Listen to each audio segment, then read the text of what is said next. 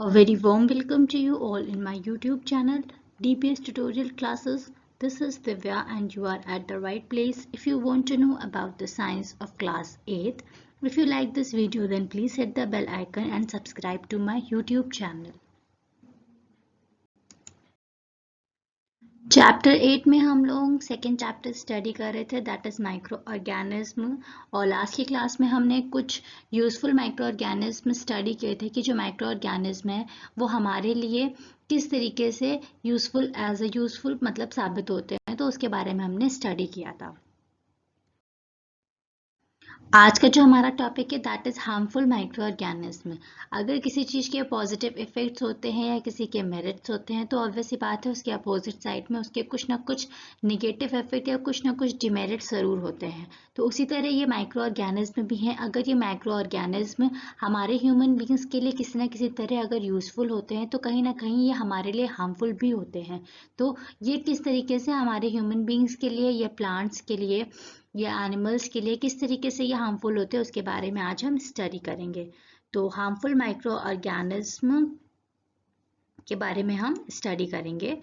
Micro organism are harmful to animals, plants and humans. ये सिर्फ और सिर्फ हमारे ह्यूमन बींग्स के लिए ही नहीं बल्कि प्लांट्स के लिए और एनिमल्स के लिए भी हार्मफुल होते हैं। बेसिकली इनके मेन दो हार्म होते हैं, या तो ये डिजीज पैदा करते हैं या तो ये फूड को स्पॉइल करते हैं। तो इन दो के को हम पूरी तरीके से कैटेगराइज करके स्टडी करेंगे। तो जो हमारा फर्स्ट आता है disease causing micro organism, microbes. तो ऐसे कौन से माइक्रो ऑर्गेनिज्म होते हैं जो कि बेसिकली डिजीज को कॉज करते हैं, उन्हें हम क्या कहते हैं और किस तरीके से वो डिजीज को स्प्रेड करते हैं वो हम स्टडी करेंगे।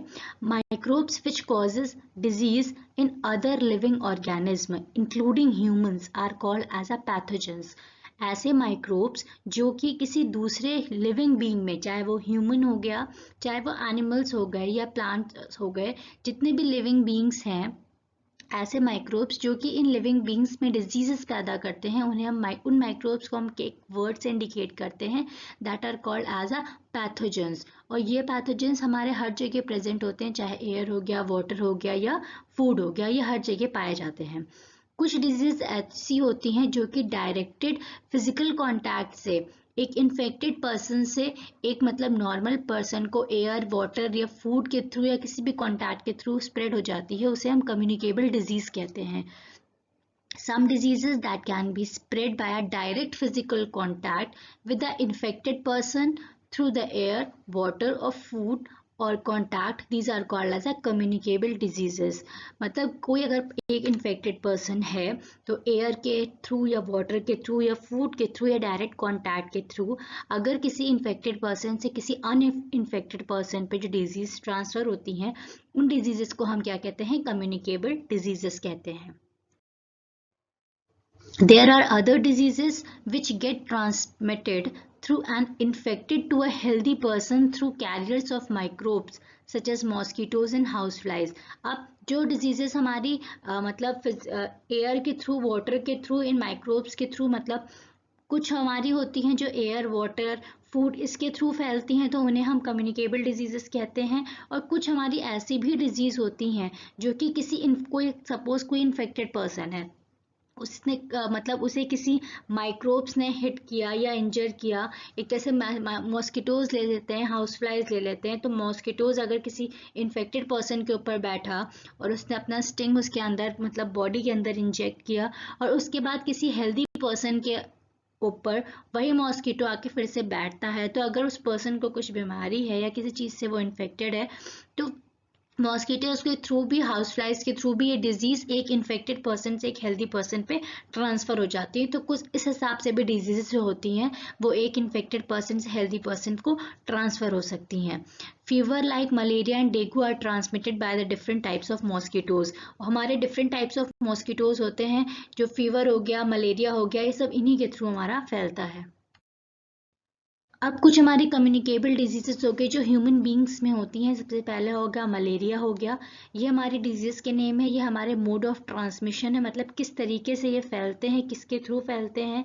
ये हमारे पैथोजेंस हो गए कि हमारा बैक्टीरिया, फंगी, वायरस, एल्गी सब जो हमने पढ़े थे उसमें से किस चीज़ कौन पैथोजन इसमें इन्वॉल्व होता है और इसको हम किस तरीके से इससे प्रिवेंट हो सकते हैं। तो ये बेसिकली ये चार्ट है, ये बहुत इंपॉर्टेंट है, आपको याद होना चाहिए। जो मलेरिया डिजीज़ होती है वो फीमेल मॉस्किटोज के थ्रू फैलती है, और ये हमारा जो पैथोजन इसमें इन्वॉल्व होते हैं ये हमारा प्रोटोजोवा होता है। और इससे प्रिवेंट करने के लिए हमें अपनी जो लोकेलिटी होती है वहाँ पे बहुत ज़्यादा मतलब नीट एंड क्लीन रखना चाहिए, एक तरह से प्रॉपर नेट वगैरह लगाना चाहिए जहाँ पे मतलब मॉस्किटोज की एंट्री एक तरह से ना हो पाए। नेक्स्ट हमारा जो डिजीज आता है कॉलरा आता है। ये कंटामिनेटेड मतलब खराब फूड या वाटर, खराब पानी या खराब फूड से फैलता है।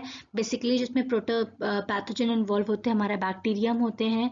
और इससे हमें किस तरीके से बचना चाहिए कि जो हमारा फूड वगैरह है उसे हमें प्रॉपर कवर करके रखना चाहिए। बॉइल्ड वाटर हमें पीना चाहिए ज़्यादा से ज़्यादा, और प्रॉपर तरीके से जहाँ पे फूड वाली प्लेस होती है वहाँ पे कोई ऐसी वैसी मतलब अनवांटेड जो बैक्टीरियाज वगैरह होते हैं वो वहाँ पे डेवलप ना हो पाए, इसलिए वहाँ पे प्रॉपर मेंटेनेंस हमें रखनी चाहिए। नेक्स्ट हमारा आता है जो टाइफाइड होता है वो हमारा खराब कंटामिनेटेड फूड से फैलता है। बैक्टीरियम इसमें इन्वॉल्व होते हैं। Maintenance of proper sanitation practices, proper sanitation practices मतलब मेनली जो घर का हमारा एटमॉस्फेयर होता है वो बिल्कुल नीट एंड क्लीन होना चाहिए। किसी भी प्रकार की कोई भी चीज़ें अनवांटेड चीज़ ऐसी इधर उधर नहीं पड़ी होनी चाहिए कि उसमें किसी प्रकार की कोई मॉस्किटोज हो गया या हाउस फ्लाइज हो गया, ये सब चीज़ मतलब एंटर करें, या कोई भी ऐसी चीज़ जिसमें से उसमें बैक्टीरिया कीड़े वगैरह लग जाए, तो इस सब को अवॉइड करना चाहिए। नेक्स्ट हमारा आता है ट्यूबरक्लोसिस जो होता है वो एयर के थ्रू फैलता है। बैक्टीरियम इसमें पैथोजन जो होता है वो इन्वॉल्व होता है, और इससे बच्चों को, छोटे बच्चे जो होते हैं उनको प्रॉपर वैक्सीनेशन कराया जाता है। इससे इसलिए ज़्यादा इंपॉर्टेंट होता है कि जिससे ये इन डिजीज़ से बचे रह सकें, और ये प्रॉपर वैक्सीनेशन बहुत ही ज़रूरी होता है। नेक्स्ट आता है कॉमन कोल्ड, सर्दी जुकाम जो होता है एयर के थ्रू फैलता है, इसमें वायरस इन्वॉल्व होते हैं। और इससे बचने के लिए हमें प्रॉपर से अपने हैंड वगैरह वॉश रखने चाहिए, और बहुत ज़्यादा अवॉइड करना चाहिए कि अगर किसी कोई पर्सन है उसे खांसी जुकाम है तो उससे थोड़ा सा हमें डिस्टेंस मेंटेन करके रहना चाहिए। नेक्स्ट आ गया कि अब ये माइक्रोब्स किस हिसाब से मतलब एनिमल्स में ये डिजीज़ पैदा करते हैं। तो ये हमारे डिजीजेज हो गए, ये अफेक्टेड एनिमल्स हो गए कि बेसिकली जो हमारा कैटल होता है वो इन माइक्रोब्स की वजह से ज़्यादा इफेक्ट होता है। किस तरीके से ट्रांसमिशन ऑफ डिजीज़ होता है और कौन से पैथोजेंस इसमें इन्वॉल्व होते हैं। सबसे पहला जो डिजीज़ है वो फुट एंड माउथ डिजीज़ है। कैटल में बेसिकली होता है, ये वायरस के थ्रू होता है। और मोड ऑफ ट्रांसमिशन जो हो गया एयर हो गया, contact with the diseased animal, मतलब कोई अगर एनिमल है उसे अगर कोई प्रॉब्लम है, ये फुट एंड माउथ डिजीज है, तो अगर उसके कॉन्टैक्ट में ये एनिमल आते हैं कैटल तो उन्हें भी हो जाती है। ये एयर के थ्रू भी फैलता है, और बेसिकली जो होता है ये एक तरह से वायरस होता है जिसके थ्रू ये फैलता है।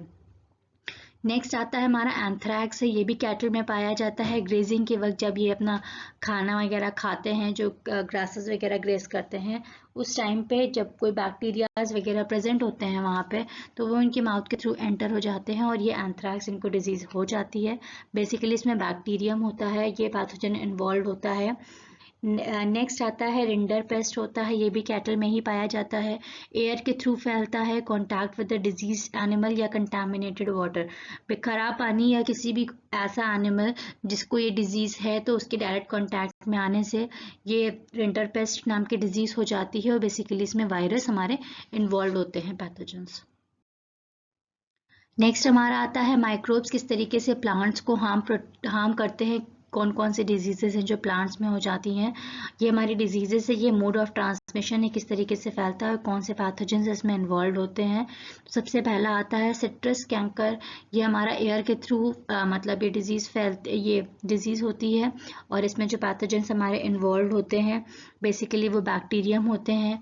रस्ट ऑफ वीट हो जाता है, मतलब प्लांट्स में मतलब जो वीट होता है ख़राब हो जाता है, ये बेसिकली सीड और एयर के थ्रू ये फैलते हैं, और इसमें फंगस लग जाता है, फफूंदी टाइप की लग जाती हैं, और सीड्स ख़राब हो जाती हैं तो बाकी ये पूरा वीट को डिस्ट्रॉय कर देता है। और नेक्स्ट हमारा आता है एप्पल स्क्रैब होता है, जो कि एयर के थ्रू फैलता है, और इसमें बेसिकली फंगस नाम का जो पैथोजन है वो हमारा इसमें इन्वॉल्व होता है। तो अभी तक हमने देखा कि ये हमारे डिजीजेस थे। अब हम फूड को माइक्रोब्स किस तरीके से स्पॉइल करते हैं उसके बारे में स्टडी करेंगे। Microbes such as a fungus and bacteria are responsible for the spoilage of various food stuff. Basically जो हमारे फंगस और बैक्टीरिया होते हैं वो फूड स्टफ को स्पॉयल करने में ज़्यादा रिस्पॉन्सिबल होते हैं। The microbes start growing in suitable condition such as warm temperature, moisture या एयर के प्रेजेंस में, या बहुत टेम्परेचर अगर गर्म हो या बहुत कहीं नमी वगैरह हो तो ये माइक्रोब्स वहाँ बहुत जल्दी डेवलप हो जाते हैं। They produce the toxic substance which makes the food unfit for consumption and may cause serious illness to food poisoning। और ये बेसिकली वहाँ पे डेवलप होके जो फूड हमारा होता है वहाँ पे टॉक्सिक सब्सटेंस क्रिएट करते हैं और जो फूड होता है उसको एक तरह से अनफिट बना देते हैं कंजप्शन के लिए। और अगर कोई भी हेल्दी पर्सन उस अनफिट फूड को कंज्यूम कर लेता है तो उसको सीरियस प्रॉब्लम हो सकती है, फूड पॉइजनिंग जैसी। अब हमें कैसे कैसे पता चलेगा कि जो हमारा फूड स्टफ है वो खराब हो चुका है? तो जो growth of harmful micro organism होते हैं वो कुछ इंडिकेशंस देते हैं जिससे हम ये पता कर सकते हैं कि जो हमारा फूड है बेसिकली वो खराब हो गया है।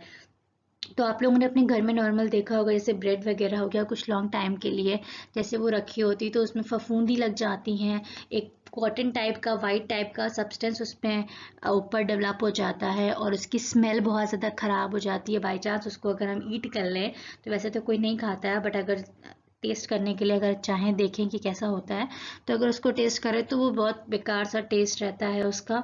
और ये सब चीज़ें होती हैं जिससे हमें इंडिकेट हो जाता है कि इसमें माइक्रोब्स डेवलप हो गए और ये चीज़ हमारे लिए खाने के लिए यूज़फुल हेल्दी नहीं है। तो ये हमारे कुछ इंडिकेशंस हो गए। फ्यूल ओडर, मतलब उसका स्मेल बहुत ज़्यादा ख़राब हो जाता है। Cotton like growth on the surface, एक तरह से फफूंदी टाइप की लग जाती है। चेंज ऑफ सरफेस कलर, जो सरफेस का कलर होता है वो पूरी तरीके से चेंज हो जाता है। सोर टेस्ट बहुत बेकार, खट्टा खट्टा स्वाद आने लगता है। Gas formation. तो बेसिकली ये हमारे चीज़ होते हैं जिससे हमें पता चलता है कि जो हमारा फूड स्टफ है वो एक तरह से पूरी तरीके से खराब हो चुका है। That's all for today. Hope so आपको ये समझ में आया होगा. If you like this video, then please hit the bell icon so that you can receive the notifications about the next lessons. Thank you for watching this video and keep supporting.